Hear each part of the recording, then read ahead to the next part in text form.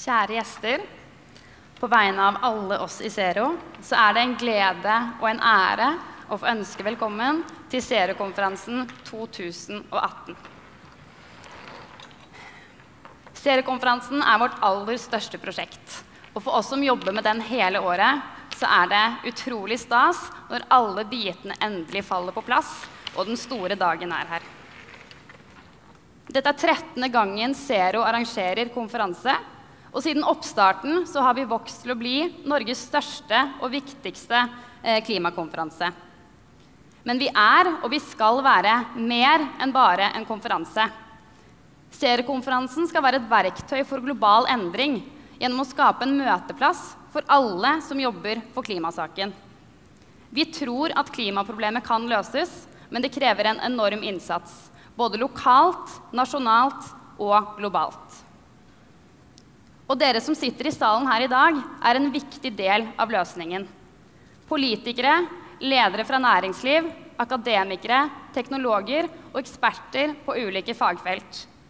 Dere har alle én ting til felles, og det at dere jobber med løsninger på klimautfordringen. Dere både kan og må bidra til den omstillingen vi vet nødvendig. Og derfor jobber vi i Zero gjennom hele året med å skape denne arenaen.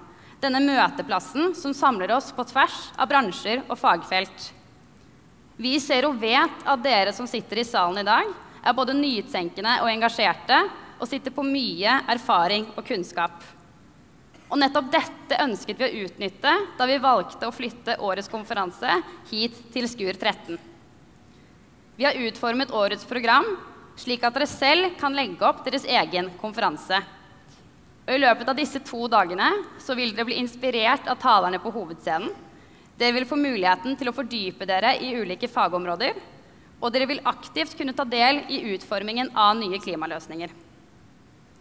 Og det ikke til å legge skjul på at det å arrangere konferanse i et tomt skur, det byr på visse utfordringer. Blant annet ble vi fortalt at vi måtte bruke dieselaggregater for å få nok strøm, og at oppvarmingen den var propandrevet. Men vi ikke Norges største klimakonferanse for ingenting. Og takket være god hjelp og støtte fra noen av våre samarbeidspartnere, så har vi nå ordnet mer strøm og fornybar oppvarming til Skur 13. Både til Zerokonferansen og til kommende arrangementer i skuret.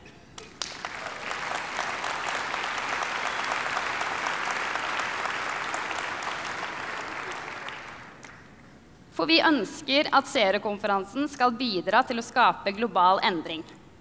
Vi vil at konferansen skal inspirere, den skal gi kunnskap om nye løsninger, og ikke minst så skal den være en møteplass for nye ideer og nye samarbeid. Og det nettopp det vi trenger dersom vi skal klare å skape de nødvendige endringene. På vegne av alle i Zero så vil jeg ønske dere alle en riktig god konferanse.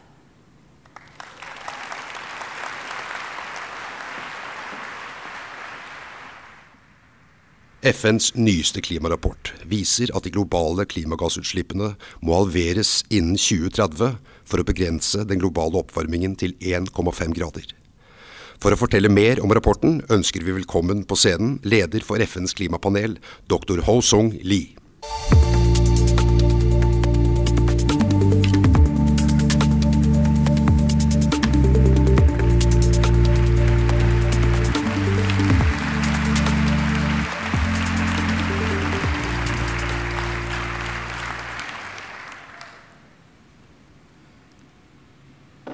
This podium is for me, not for Baro. Thank you. Thank you all for invitation. Great pleasure to be in Oslo to present our special report on 1.5.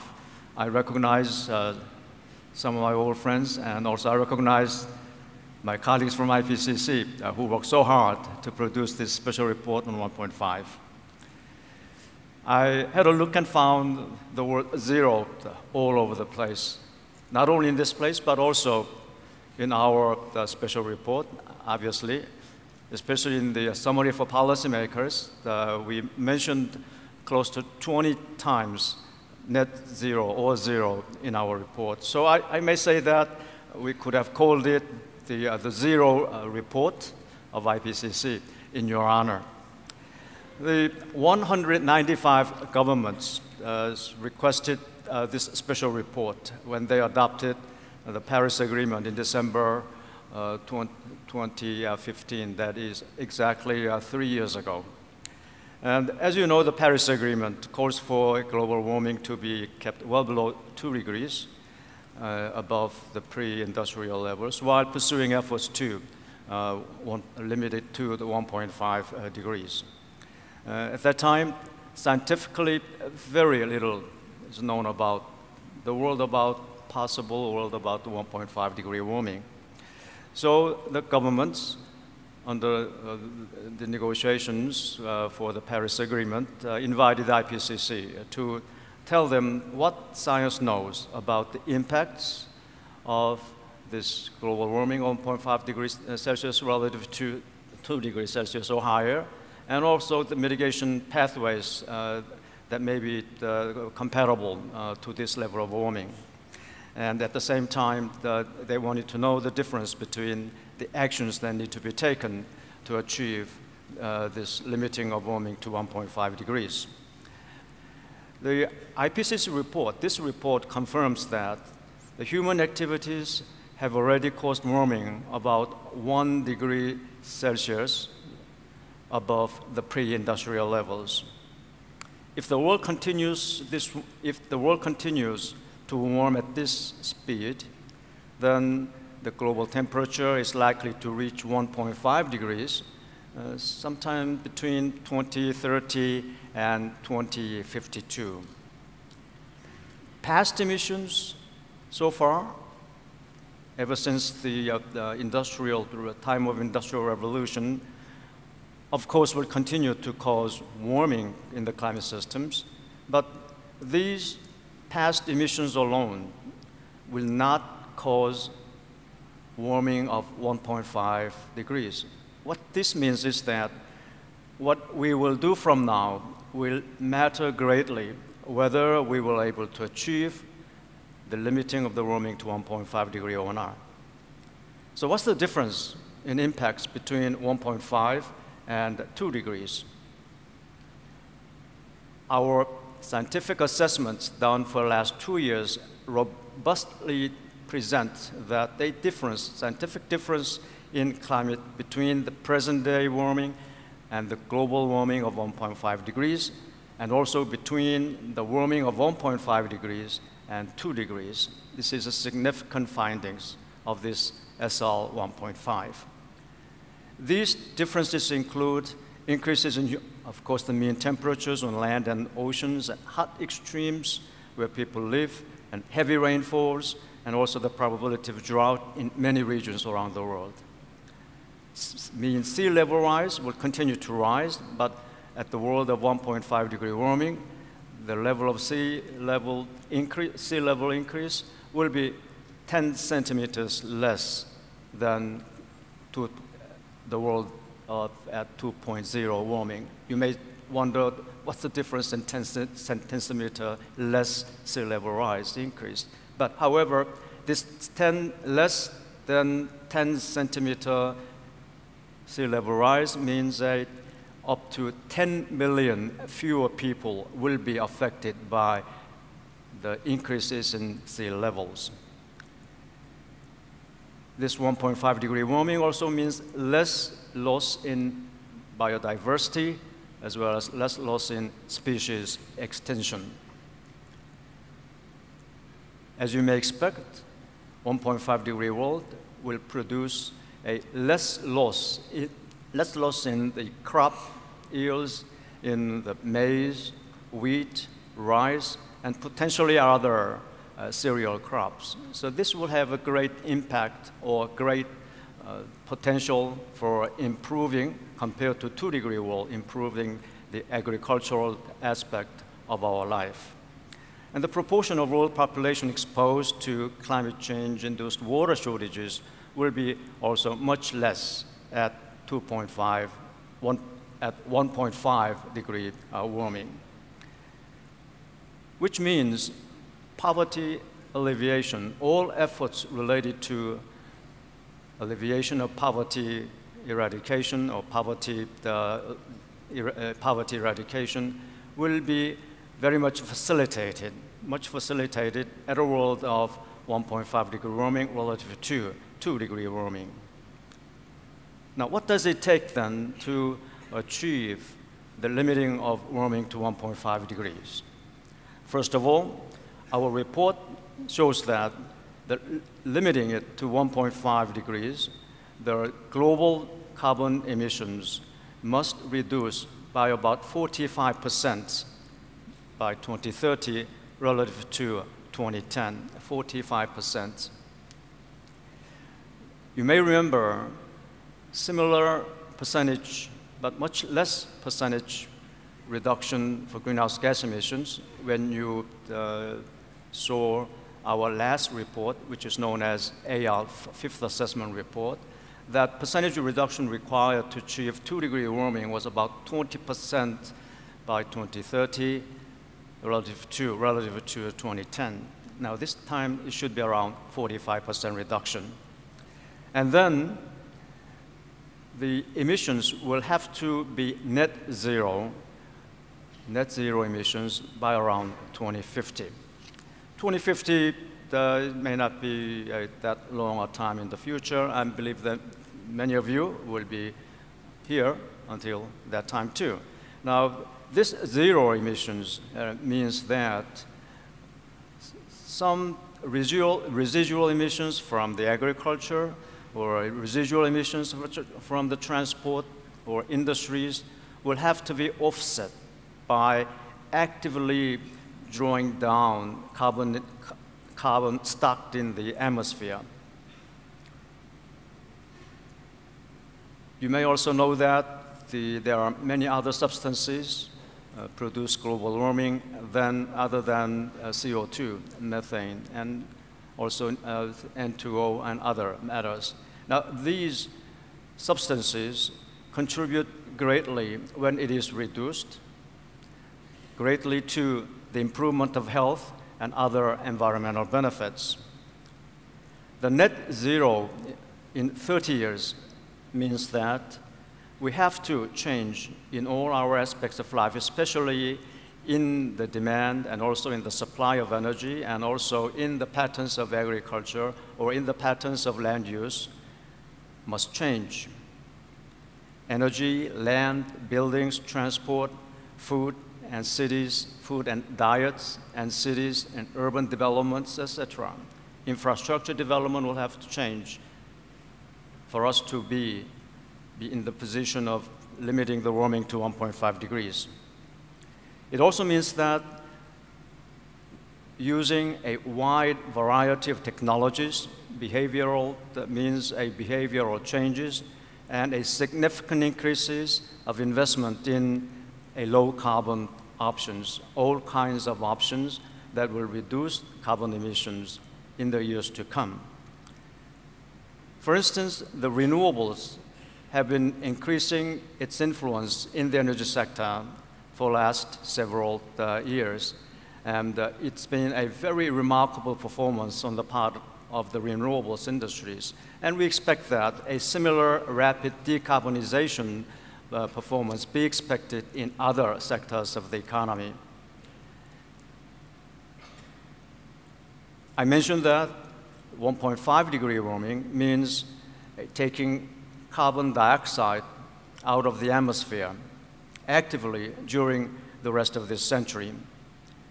Now, methods for this type of action include planting trees, bioenergy combined with the capture and CO2 capture and storage, and changed land management, and some other novel techniques at the very early stages of development. Many of these CDR, known as carbon dioxide removal technologies, are unproven and immature and speculative in nature. So we do not want to rely much on the CDR to achieve the outcome of limiting the global warming to 1.5 degrees. That means doing more decarbonization now would reduce a reliance on these unproven and risky technologies for the future. This is the reason why this 45% reduction of GHG emissions by 2030 is so important. If we choose other pathways than the 45% reduction by 2030, then we may need to consider very seriously about how can we increase the possibilities of deployment of the carbon dioxide removal in the rest of the century. The CDR on a large scale would have very negative implications for food security, ecosystems, and biodiversity. So when you think about sustainable development goals that all we wish to achieve, this increased use of CDR will make sustainable development goals unachievable, to say the least. Our report, this 1.5 special report, shows that the limiting warming to 1.5 degrees through, first, low energy demand, second, through low demand for land, third, through less GHG-intensive food consumption, will have benefits for meeting the Sustainable Development Goals. Sustainable Development Goals balance social well-being, economic prosperity, and environmental protection. To achieve this, all stakeholders need to join forces together. That means local governments, regional governments, national governments, civil society, the private sector, indigenous people. They all need to contribute their share for us to achieve the world of 1.5 degree warming. Now, obviously, the critical one other factor is the international cooperation.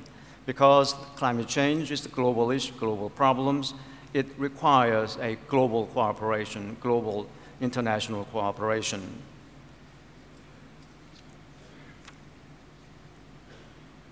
Knowledge, which is IPCC, has been so keen on advancing in climate change-related issues. I must confess that knowledge alone does not produce action.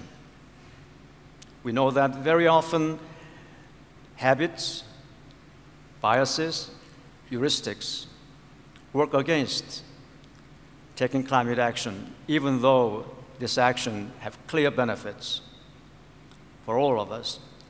So we hope that, IPCC hope that, our report would help create opportunities for reflection, encourage ambitious decisions, and provide a context for overcoming inertia and status quo bias.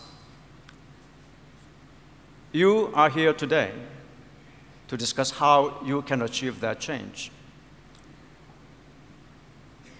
Let me finish by telling you how you can also contribute to the work of IPCC, because your ambition and our ambition are the same.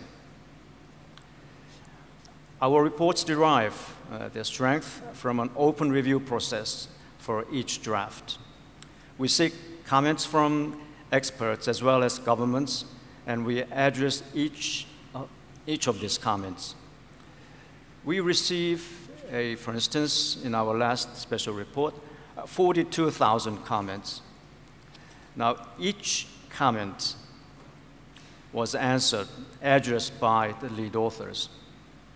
So this means a great deal of work for our authors and IPCC Bureau members, but we had a very much improved, stronger report as a result. We will be launching shortly 2 special reports in addition to this 1.5 special report. One is special report on land, and the other is special report on oceans. We hope many of you contribute to that report as an expert reviewer for our report. And then, this is only the beginning of our report publications. After that, after those 3 special reports, we will have 4 more reports to come. This working group 1 deals with the science. Second part is the impacts of climate change. And the third part is the mitigation responses to deal with the climate change problems. And then the last one is synthesis report, integrating all the knowledges of this science, impacts, and mitigations. I hope that many of you, all of you, to join the IPCC reviewer process so that your participation and our assessments can work together to produce an improved scientific assessment.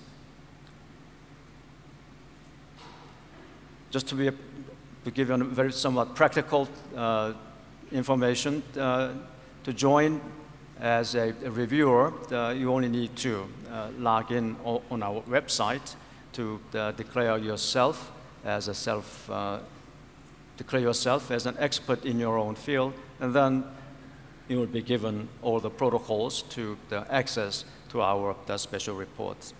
So my point is that we need to work together to produce a robust scientific findings so that decision makers all around the world, stakeholders all around the world, to make their efforts to achieve all of us to be able to limit the warming less than 2 degrees and global warming to limit it to 1.5 degrees Celsius.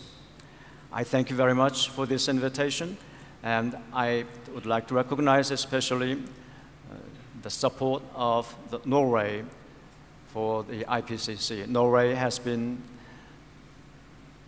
continued supporter ever since the IPCC's inception 30 years ago. Norway is one of the founding countries for the IPCC and has been tremendously supportive and instrumental for the advancement of scientific knowledge, as well as this process of science and policy interface, which is uniquely developed by the IPCC. We are very grateful to the government of Oslo, government of Norway, as well as to the scientific community of Norway for their support and confidence in the IPCC. Thank you very much for this opportunity, and we hope to see you again. Thank you very much.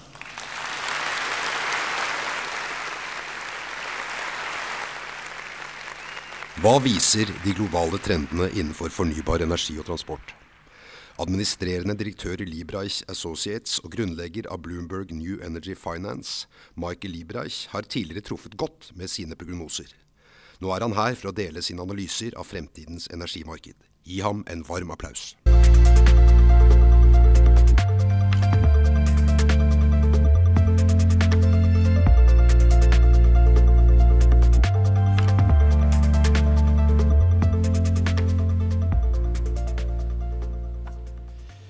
Thank you very much. Thank you.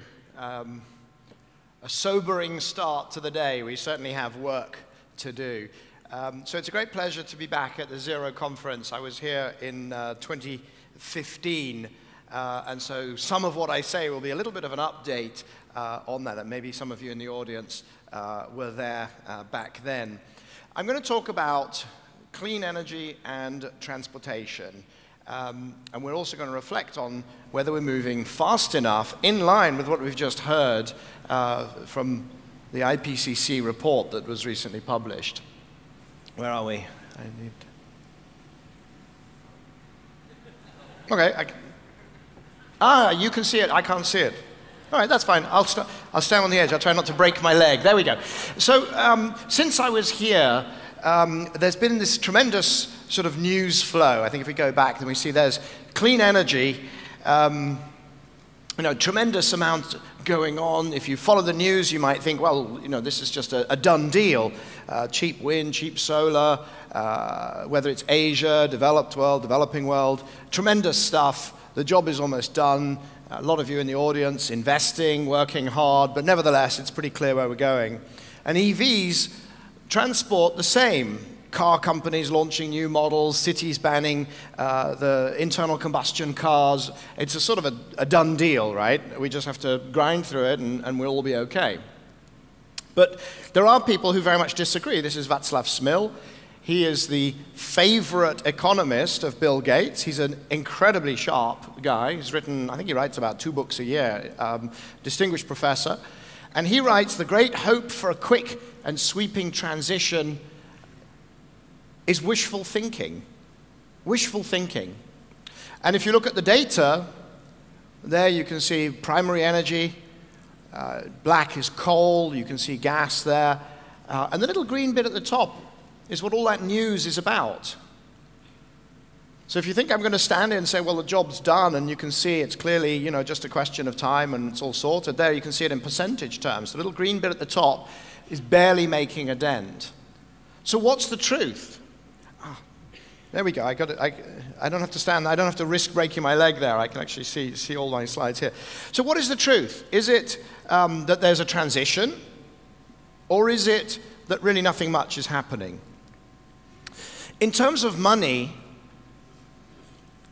you can see that it grew from $100 billion a year being invested in these clean energy solutions, energy efficiency, renewable energy, and so on. But it's stalled, and we've now seen 8-9 years of about $1/3 trillion being invested every year, but it's stalled. When I came here in 2015, the picture looked pretty much the same. So is the news good? Is the news bad? Are we winning? Are we not winning? Well, in terms of installations of renewable energy, nothing has stalled. We've seen the volume continue to increase. And why is that? Obviously, because the costs are coming down.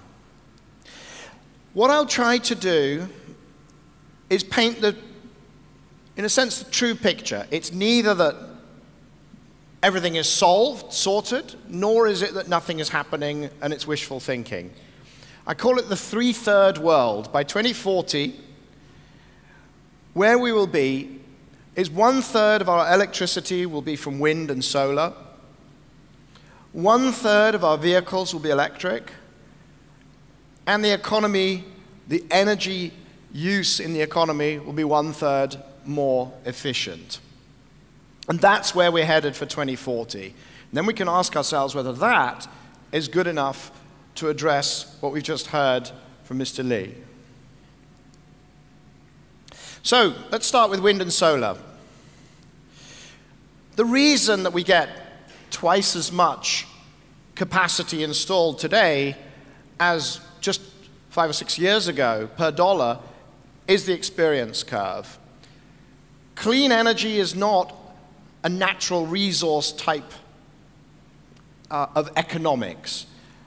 The costs are driven by manufacturing, they're driven by software improvements, they're driven by material science, they have very steep experience curves. You can see wind, 15%, solar, 24, 28%, very rapid experience curves. The sort of things that we're familiar with from flat screen TVs and so on. So 2011, everybody was saying, when is renewable energy going to be grid competitive? And you had prices of solar of 17 cents was the world record, the best we'd ever seen anywhere in the world. Onshore wind, almost competitive, not bad, and offshore wind, 17 cents, uncompetitive. 2011, it's only 7 years ago. When I last came to the Zerokonferensen, this is the picture. 6 cent solar, 5 cent wind. Offshore wind was still off scale. So grid competitive, pretty much exactly grid competitive. A lot of wholesale power from gas and coal and nuclear at 5, 6, 7 cents, depending on country and so on. This year, the record projects in the world, solar 2 cents, wind 1 3/4 cents, and offshore wind now without subsidy competitive.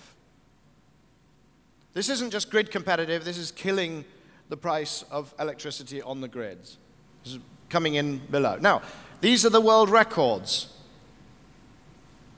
But what we've seen before is that the world record becomes the median project in a few years.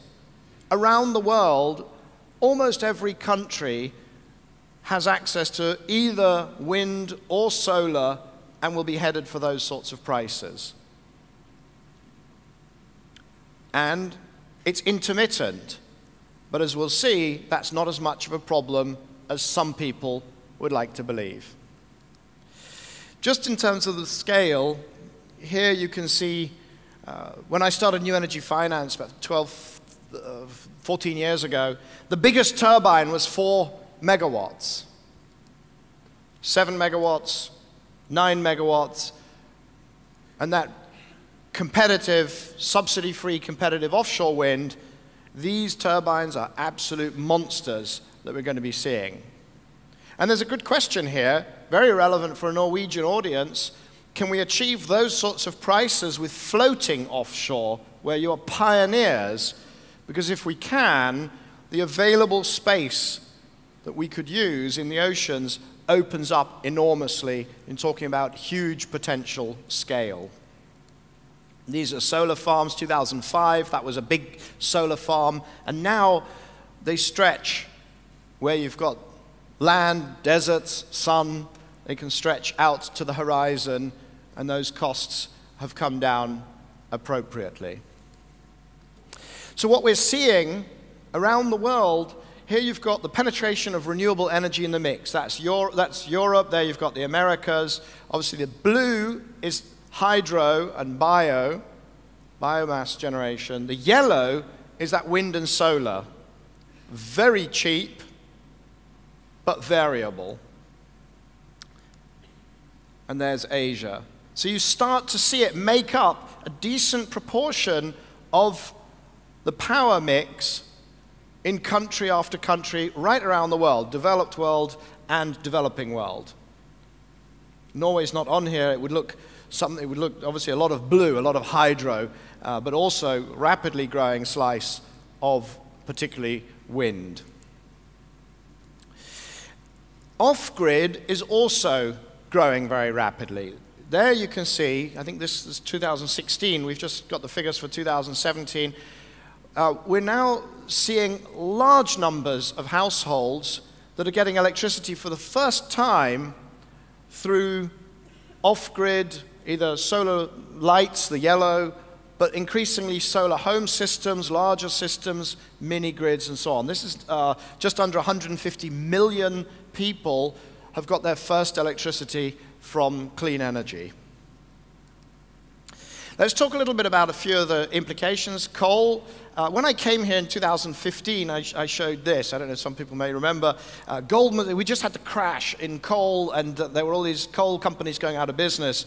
Goldman Sachs, JP Morgan, the Massachusetts Pension Fund, your coal investments took a hell of a beating. That had just happened. They had just gone bankrupt. I don't know if you remember that. Well, what's happened since then? That's the price of coal.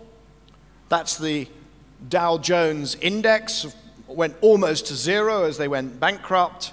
These are the companies that went into Chapter 11. Since then, the coal price has recovered. The share price really hasn't. Why not?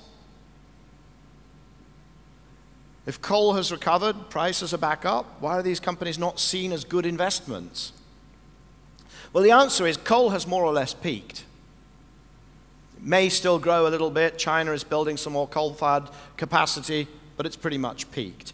Around the world, the capacity utilization of coal-fired power stations is falling. Why? It's being forced off the grid by gas, renewables, and energy efficiency. You can build coal-fired power stations in China, but what's the point if they're not going to run? In the UK, we'll be fully off coal by 2025. This is the history of the Industrial Revolution in one chart. Coal grows, you have some strikes, peaks, goes down, you have another big strike. It becomes uneconomic, socially unacceptable, air quality. You're importing it, balance of payments. It becomes, it gets rejected, and it's off the grid. That's got to be the future history of coal worldwide. That's what we need to see. Now, the UK, here you can see, in the last few years, the UK really has been undergoing extraordinary change. You could almost call it an Energiewende, if you wanted. There you see in blue, new renewable energy pushing out the coal. Carbon intensity of electricity in the UK has almost halved. But there's Germany. They've been doing a lot of renewables, but they've been shutting nuclear and leaving the coal operating. And there's a coal commission in Germany right now deliberating how and whether and could Germany possibly get off coal, or do they have to destroy ancient forests and replace them with open-cast mines?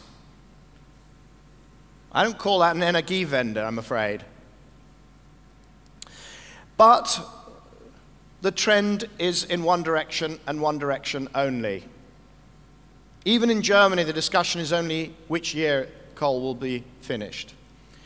This is India. Cost of solar power is now cheaper than coal. This is a former energy minister. And here we've got Bloomberg New Energy Finance's forecasts for coal use going out into the future, the NEO, the New Energy Outlook from BNEF. This is 2016, and you can see on the left, Europe, Middle East, Africa, Americas. On the right, Asia. That's 2017, 2018, and you can see that every year, coal's future looks more and more dubious. It's coming down, those forecasts are coming down year on year. Now, what we've seen is that is what we need to see consistent with the 2 degrees or even the 1.5 degrees warming scenarios. Of course, there's all sorts of speed bumps along the way. That's Scott Morrison. He's the new Prime Minister in Australia. This is coal. Don't be afraid. Don't be scared. And of course, there's this chap as well.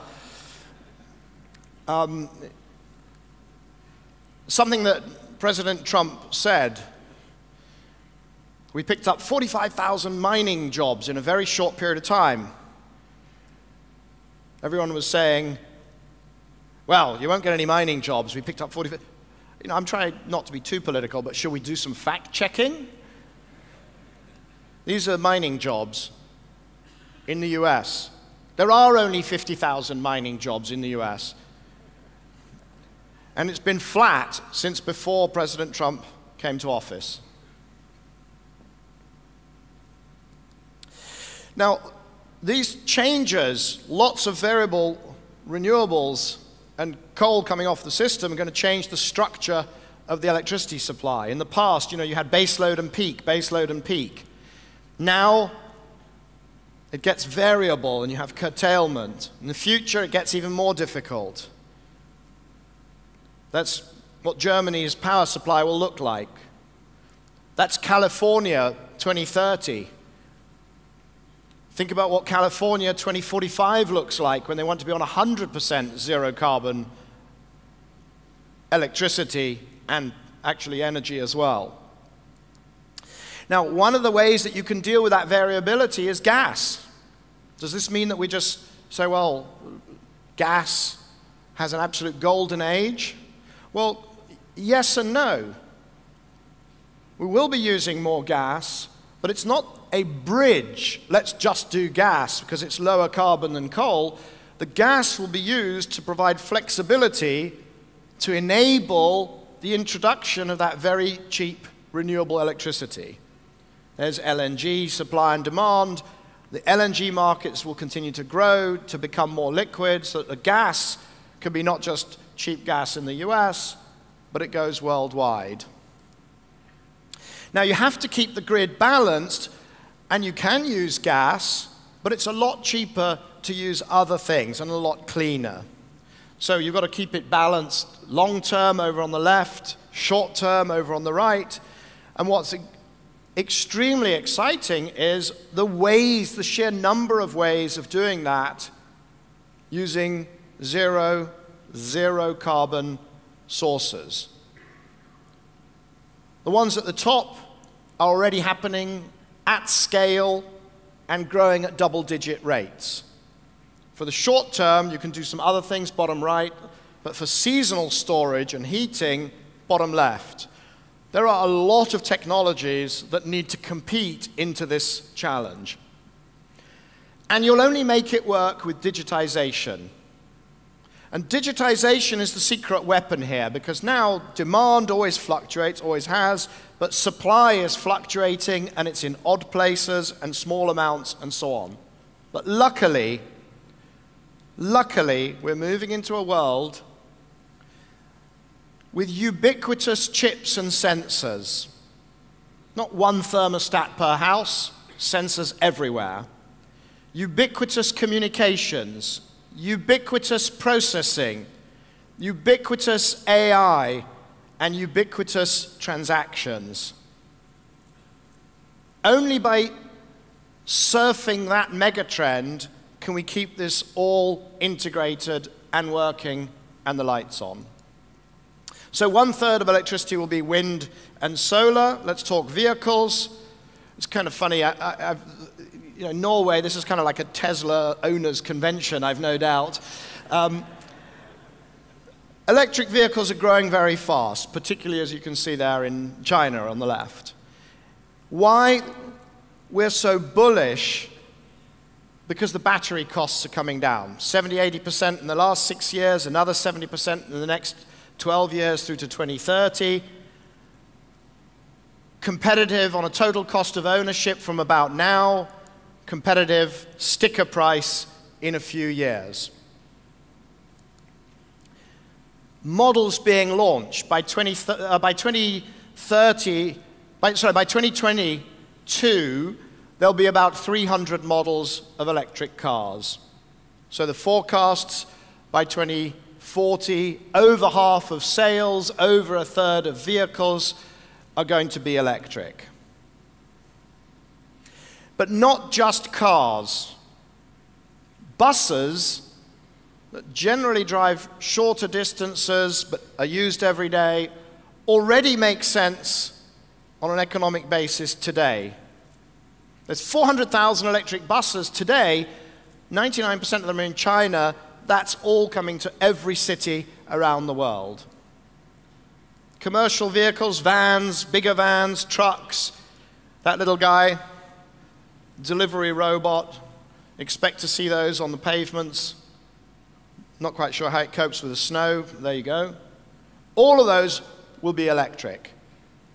The issue is not the weight of the vehicle, it's the distance it travels.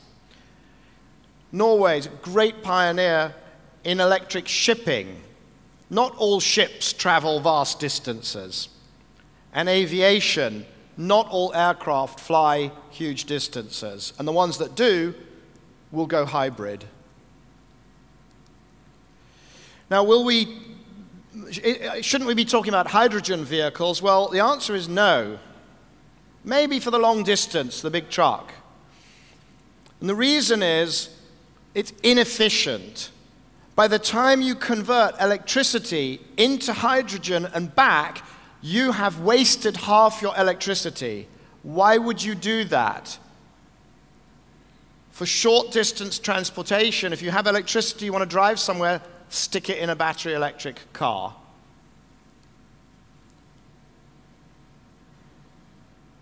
The hydrogen alternative has half the efficiency. You also have to go to hydrogen fueling stations instead of just parking your car in your own garage or front driveway. Battery electric vehicles on the left, fuel cell vehicle sales on the right, EV charging infrastructure on the left, hydrogen fueling stations on the right. Hydrogen has a role in the energy future, but it's not in short-distance transportation. Anything under 200-300 miles, forget it. Oil.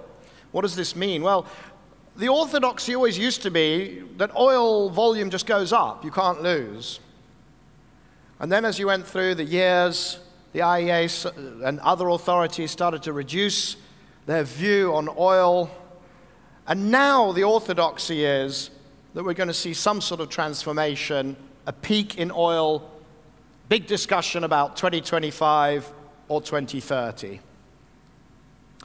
The European oil majors are all moving into electricity, either technology, generating electricity, trading and retailing, or EV charging. And that includes, as I'm sure many of you are not just aware, but many of you have even probably worked on Equinor's plans and Equinor's activities in electricity. Right now it's 5–10% of these companies' activities and cash flow going into electricity. It will grow. So that's the 1/3 transportation. We won't do much on efficiency. Just to say that if you look at GDP will more than double between now and 2040. Final energy will grow by a lot smaller amount, and so the efficiency up by 1/3. That's not controversial. It pretty much continues trends we've seen. But there's a huge amount of innovation, and as a cold country, Norway has a huge amount to offer in getting some of these, whether it's a thermodynamic innovation around a heat cycle, a heating cycle, or a digital innovation, a huge role to play in getting these out into the market. So that's where we're going to be in 2040, the 3/3 world. Now, is it enough to deal with the challenge of climate change? We have to be not just cap emissions, not just flatten emissions, we have to eliminate emissions sometime in the second half of this century. Well, if your model is, let's get the carbon out of electricity and let's electrify everything, right? Two-stage process, carbon out of electricity and electrify everything. Well, emissions intensity of power generation on current trends would take until 2168. And even if you go with the more optimistic view, Bloomberg New Energy Finance view, we're talking about 2074. Now, 2074 is kind of okay. It's the middle range. Doesn't do 1.5 degrees, but it might be consistent with 2 degrees. The problem is the electricity share of final energy on any trend will take another 400 years. So if you want to follow that model, carbon out of electricity, electrify everything, we have to dramatically speed up the electrification of everything. Or, alternatively, we have to go after decarbonization, not in electric vehicles, wind, solar, batteries and the grid. We have to go after the very difficult segments: heavy shipping, air travel and freight, manufacturing, chemicals, agriculture, heat, and heat. And we have to do all of that whilst bringing energy access to just under 1 billion people. It's the lowest number it's been since the invention of electricity, but we have to do it whilst bringing electricity to those people. Now, that's the challenge. Who's up for the challenge? If not here, where do we find people who have the skills, the financial capacity, the motivation to work on it? And if not now, when? Thank you.